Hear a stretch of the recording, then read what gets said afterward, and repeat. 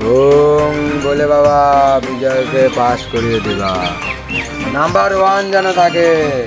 ওম জয় শম্ভু, জয় শিব শম্ভু।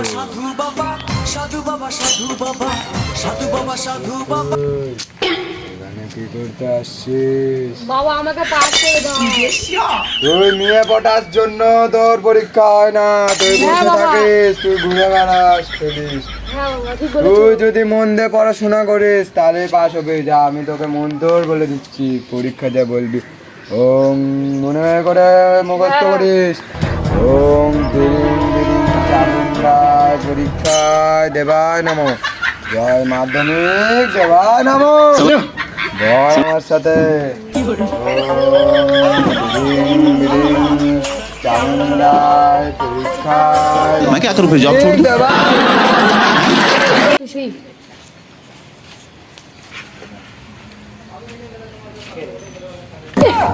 আমি তো পড়াশোনা কিছুই করি না, আমার রোল 1 নম্বর।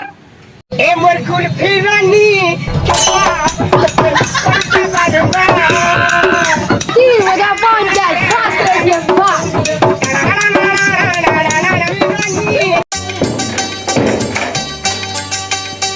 দাদা শুনেন শুনেন শুনেন, আপনি কিভাবে পার হলেন? আপনি কিভাবে পারলেন? লাইব্রেরি ছায়াবে কিচ্ছু না।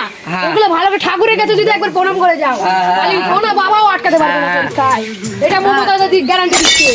ফার্স্ট হবেন আপনি, সেখানে দেরি হয়।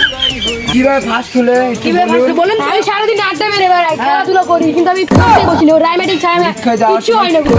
আমি বাবা জয় বাবা বলে একটা দোকানে গিয়েছিলাম, বোম্বা আছে মানে বোম্বাইতে।